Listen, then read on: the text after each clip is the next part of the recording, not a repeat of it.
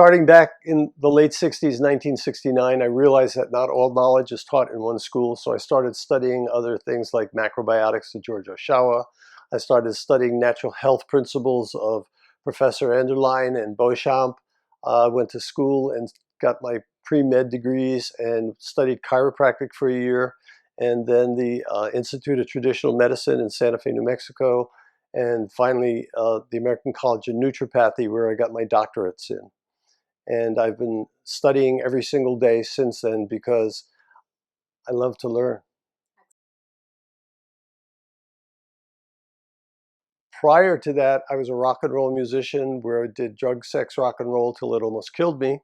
And I went to the doctors and they wanted to give me more drugs. And I said, no, that's why I'm here. So I started my independent studies back then and haven't looked back ever since.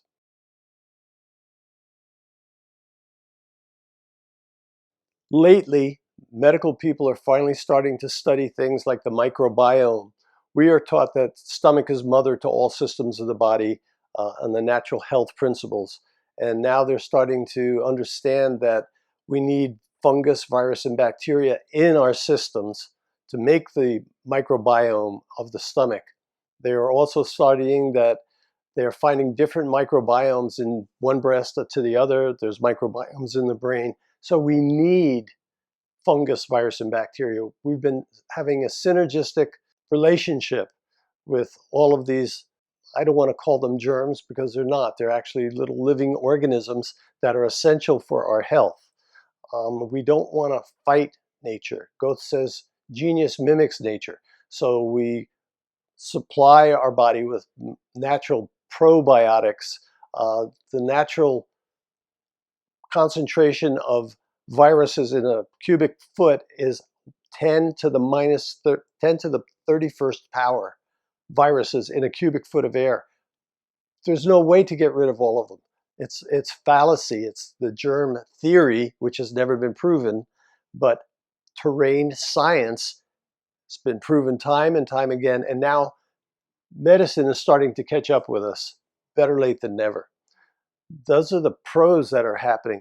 The cons are that the information that we know and that we've gotten from our grandmothers and from nature and all this traditional information has been marginalized and still doesn't get a voice in the media as compared to the amount of drug advertisements you see on television. But the information can't be suppressed. The truth always comes out, and natural is best.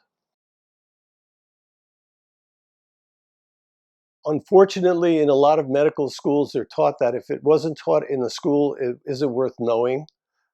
And a lot of these doctors are very intelligent and they're looking around and they're going, wait a minute, this is working and what we're doing is not working. So it's better late than never, as I always say. Again, to go past this situation, genius mimics nature. We have a natural innate immune system. You only get immunity when it crosses the mucous membrane. Either swallow it or breathe it in. The vaccination is different than an immunization. Vaccinations pierce the skin, cause an antibody response. Antibodies are only effective against bacteria and fungus. They're not effective against viruses. Viruses are inside the cell. Inside the cell, we have these things called exosomes, which will release interferon or interleukin to deal with viruses, what people call viruses. We call them little mama's little helpers because they go into the cell and get rid of the toxins. It's the toxins that cause disease, not the virus or the fungus or the bacteria. They're associated with it, but the cause of it is pollution. Pollution is somebody else's profit. Remember that. So what they're doing is a false flag. Look over here, but the real cause is down here.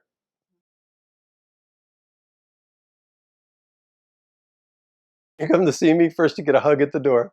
And then we do urine saliva analysis and a darkfield blood analysis and a dried blood analysis. The urine saliva analysis will tell me what percentage of what you're eating is getting digested, if you're too acid, if you're too alkaline, how you're handling sugars, what condition your liver's in, what condition your kidneys are in. basically what's going on inside your body right now, because I do the test right here. The darkfield blood analysis is 1 drop of blood off the tip of the finger, and we put it up on the screen, and you can see your immune system. You can see the shapes and sizes of the red blood cells, what vitamins and minerals you're deficient in, if there's little bacteria swimming around in there, if there's candida in there, all of that from 1 drop of blood. And then with the dried blood, we can see free radical activity. If there's what they call Heinz bodies, will display if there's cancer going on, adrenal stress, allergies, all of this, heavy metals, all show up from the other little drop of blood that we take. And once I get that information and the information from the person's lifestyle and their symptom survey, I get a good crosshairs as like what direction they need to go in and what would be done first. We have a sequence, because just like baking a cake, you don't throw all the ingredients in the pan and throw it in the oven and hope it works. There's certain things you put in first, later, then you put the icing on last. And it's the same thing with health. We work on a system that's been proven to work. The mission when someone comes to myself is wellness through education. Once I educate you as to what your body is, how it works, and what it needs, that's yours for the rest of your life. Okay? Once you get to do the work, you get to heal yourself. I'm just an educator, and that's how we work it. It's wellness through education. Well, for want of a better term, they call it holistic, because I see you as a spiritual, mental, emotional, and the body's the physical printout of all of those. And we deal with, look, spiritually, you're perfect. You're a child of God. Mentally and emotionally, we all have a little bit of work that we need to work on, okay? And you know if it's working or not because the body is there. It's called psychoneuroimmunoendocrinology. In other words, how you feel about what you're thinking about affects your immune system. People that need to be protected are sort of being marginalized, actually grouped into everybody's going to be affected the same way by a fungus, virus, or bacteria. Remember, as I said before, that it's not the cause of disease. Toxins, pollution is what the cause of disease is. The biggest outbreaks of the COVID occurred in the dirtiest places on the planet. Number one, Hunan. All they have to do is look out the window. Everybody was running around with masks before this because the air is terrible over there. The same with Lombardy, Italy, very polluted. New York City, very polluted. So it's pollution that we have to really worry about, not getting that pollution into our bodies. What I teach people to do is how to clean the pollution. You can't avoid it. How to clean the pollution away. Different kind of liver cleanses and kidney cleanses and body cleanses and air baths and exercise and having fun and just being accepting of the blessings that we're surrounded with instead of hunkering away and hiding from it.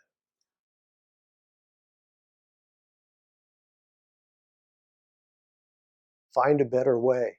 The technology is here.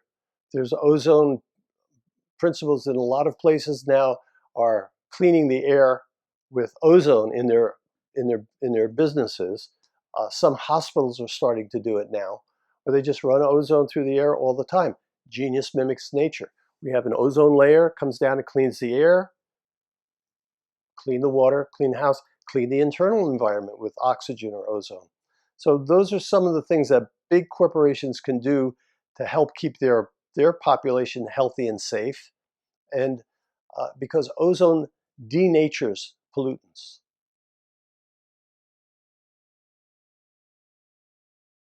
Basically, oldest of 7.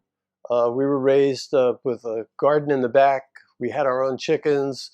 We exercised. We always had chores to do. We were responsible for what we did. We were respectful of our elders, and we paid attention to the wisdom. If I got a cold or something, when I was younger, my grandmother would give me a shot of whiskey with lemon in it, put me in bed and cover me with a couple of army blankets and make me sweat. When the sweating was over and the fever was broken, I was fine. Why is that?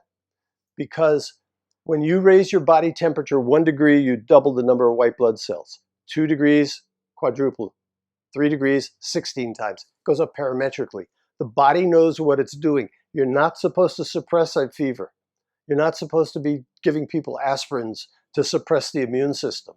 Genius mimics nature. Support it. I tell people, look, a flu, a cold, or diarrhea is nothing but a cleansing process.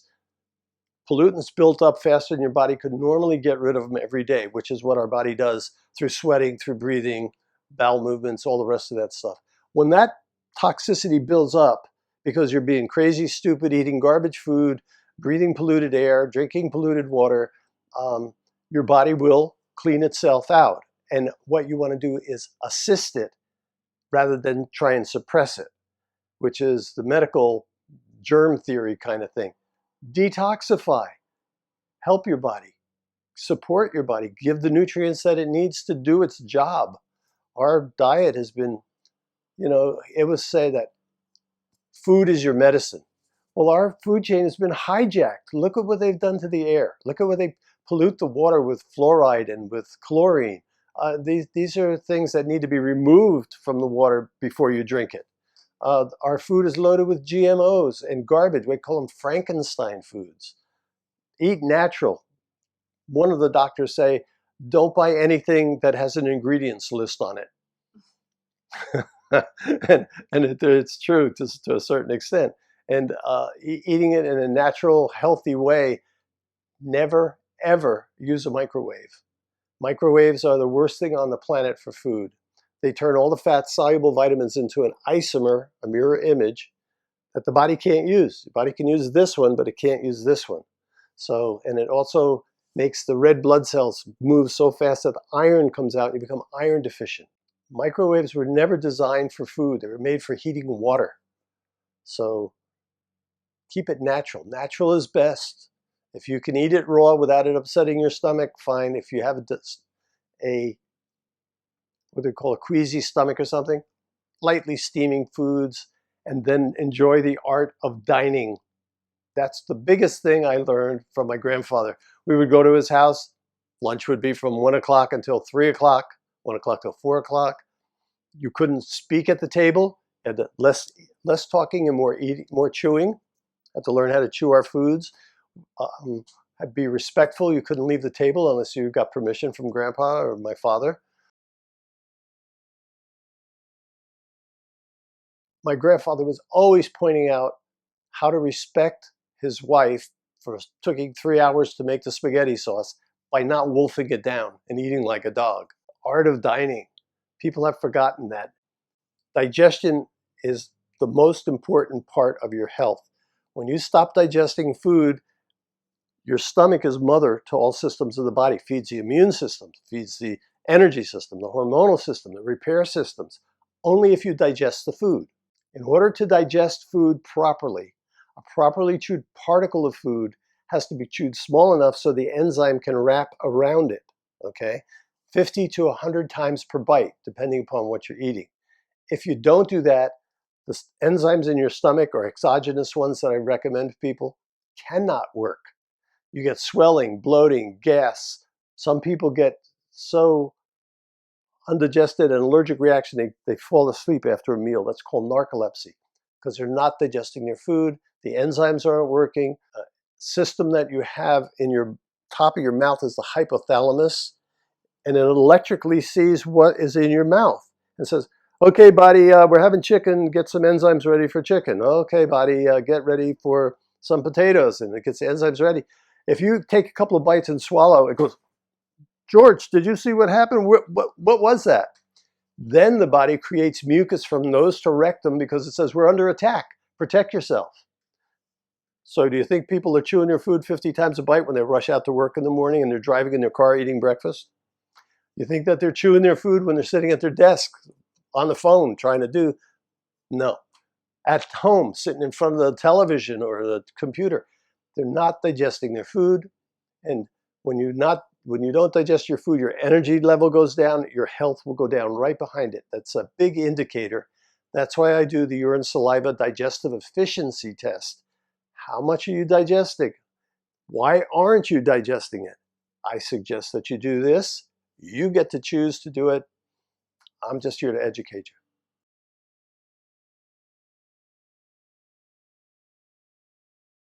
I find a lot of people are resistant to the techniques that I'm talking about because this information has been marginalized by the media, which is owned by the big pharmaceuticals, which are just trying to sell drugs to cover and mask the symptoms.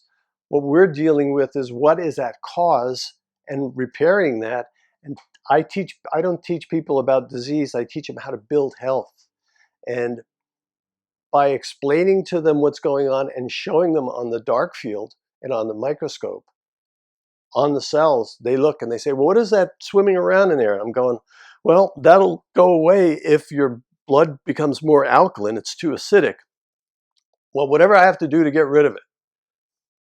The visual is really, really inspiring, and it enrolls people.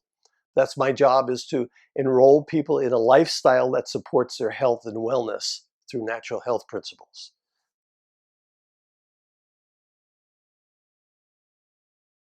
It would be in your best interest to take the time to take the time. Number one, you want to build your health, focus on where you're going, not where you're at. And this is what I do, is I enroll people in a lifestyle that supports their health and wellness through natural health principles. You can always reach me at www.healthguardians.com, or you can always call me at 310-376-2067. I'm available 24/7 to people. I don't take days off if somebody's sick. And I would invite you to educate yourself. Remember, wellness comes through education and then action. Take the time to take the time. Blessings.